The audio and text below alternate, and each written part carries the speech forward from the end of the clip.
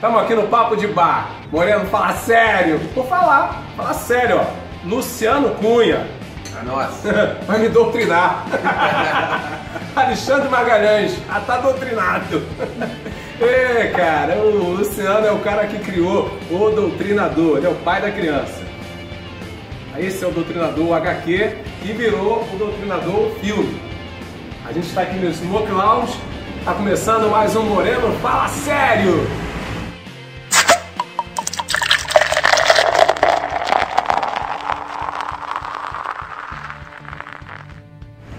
Então, Magalhães, me explica como é que começou esse negócio de desenho na tua vida, cara, de desenhar.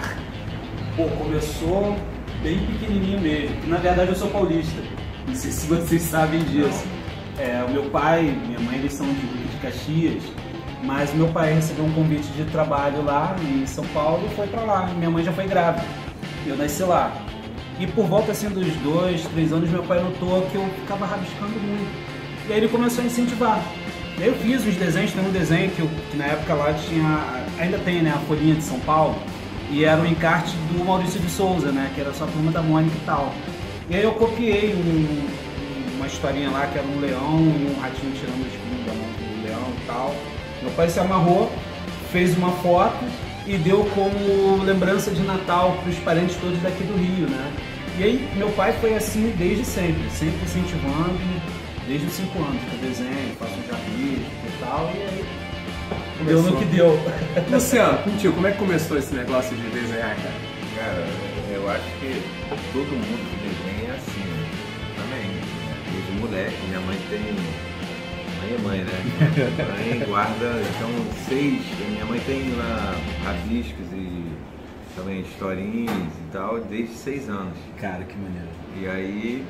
Enfim, eu lembro, contei isso ontem no programa lá, eu lembro do meu pai me levando no jornaleiro, lembro assim, como se fosse ontem. É tão marcante que eu lembro do meu pai me levando no jornaleiro e me comprando o primeiro gibi, me deu o gibi do Homem-Aranha, que eu lembro da capa, inclusive na Mundo Super-Heróis eles fizeram, né, uma edição especial e tá lá a capa. Eu lembro da capa, ele pegando, me dando, eu falei assim, caralho, eu quero fazer isso, eu vou viver isso aqui. Isso é tão marcante, cara, que, assim, não tem como fugir. Pois é, cara, parece que é um bichinho que te pica, que um monte de criança, até hoje eu vejo, acompanho as crianças desenhando, e alguns adultos falam assim, eu parei de desenhar porque não tem... Só que é uma coisa que não te deixa sair disso, entendeu? Que você vê o mundo de outra forma. A criança que desenha e que mantém isso, o mundo para ela é um grande laboratório que você vai interpretando ele todinho no papel, sabe? Como se fosse uma tela. Pois é, branca, cara. você vai Exato. Eu lembro que eu via, minha mãe era empregada doméstica aqui em Botafogo. E aí o patrão dela era jornalista. E ele tinha um monte de Asterix em casa. Eu não sabia ler ainda. Eu vi aquela revista, cara, eu tenho que aprender a ler para poder entender o que está acontecendo aqui, mas eu já copiava o desenho, então é muito legal, porque ainda tem esse serviço, né? É aquela aranha do filme que pica o Peter Parker e aí não sai mais. Eu acho que o Stan Lee colocou um pouco da vida dele ali. Vocês se sentem meio herói também? Meio personagem de HQ, de herói? Você se sente, Luciano? Pra ser... Não vou nem falar quadrinhos, para trabalhar com arte no Brasil já é herói. Foi picado pela aranha. Já é herói. Qual bichinho que te picou, se não foi uma aranha, por exemplo? Qual bichinho que você acha que poderia ter sido picado e transformaria você num mutante poderoso? Qual bichinho poderia ter? Essa pergunta veio agora na minha cabeça. Por exemplo. Não, enquanto vocês pensam aí, eu vou falar assim, eu sou meio bicho grilo. Então um grilo poderia ter me picado, velho. Eu também. Então, grilo. Também, Você, Magalhães? Eu nunca pensei nisso. Uma barata chamada Kafka? Pode ser.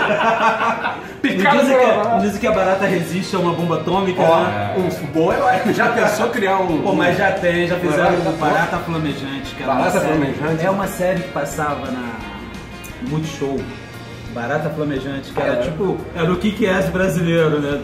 É engraçado. Chegaram na frente, né, cara? Quem foi Stan Lee pra você, Alexandre Magalhães? Stan Lee, que é o cara que a gente tá homenageando aqui. Cara, assim, o Stan Lee, ele foi o cara que, claro, todo quadrinista e até todo ilustrador e todo consumidor de cultura pop, ele se espelha no Stan Lee, independente de saber o desenhar, escrever, porque o Stan Lee conseguiu ser uma representação viva do sucesso nisso, né? O Stan Lee, ele tem realmente, esses 95 anos do Stan Lee foram muito bem vividos no quadrinho, né? Ele conseguiu criar mitologias, cara. Você imagina isso, são mitologias. O Homem-Aranha é um herói mitológico, como é o Thor, como é o Demolidor, como é o Pantera Negra, sabe? E até tem coisas, tem as histórias dele, quando ele faz o Thor, ele nem entendia muito de cultura de mitologia nórdica, e ele meio que foi acertando os nomes, né, do Midelinger, o martelo e tal, o grau de parentesco que eles tinham ali, e acaba que a mitologia dele do Thor é mais pregnante na cultura mundial do que a própria cultura nórdica. Então imagina um cara conseguir fazer isso. O Homem-Aranha, né, que acho que era o preferido dele, que ele sempre, as fotinhas dele sempre fazendo, jogando a teia. Ele consegue fazer a mitologia de um adolescente que vira herói e que tem problemas de adolescente, cara. E foi grande, sabe? Pô, o Luciano acabou de dizer, cara, ele viu o Homem-Aranha ali, sabe? Então eu acho que o Stan Lee foi o cara que é um exemplo a se seguir de como você lida com a arte contemporânea, né? Da pop, da arte popular, da coisa, de como você transita em várias mídias. Ele não é de hoje, por conta dos filmes dos Vingadores, ele fazendo o cameo, né, que eles chamam, que é aparecer. Você não fez no Doutrinador, tinha que ter feito. Não, eu fiz, mas não entrou na montagem. Pô, tinha que ter. Na série vai ter, pô. Quem é o Stan Lee pra você? Vamos entrar na série sim. já. Quem é o Stan Lee pra você, Luciano?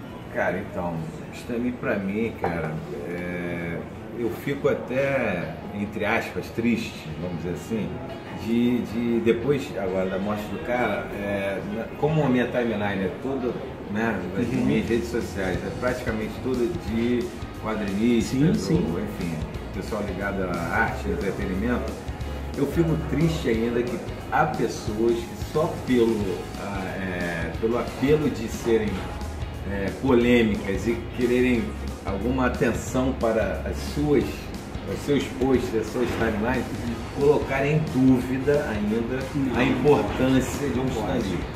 Então, é claro que ele mesmo não era um super-herói, não era um herói, e era um ser humano comum com todos os defeitos que a gente tem, cometeu várias injustiças durante a vida, a gente sabe que tem problemas com Jack Kirby, com Steve Ditko, enfim.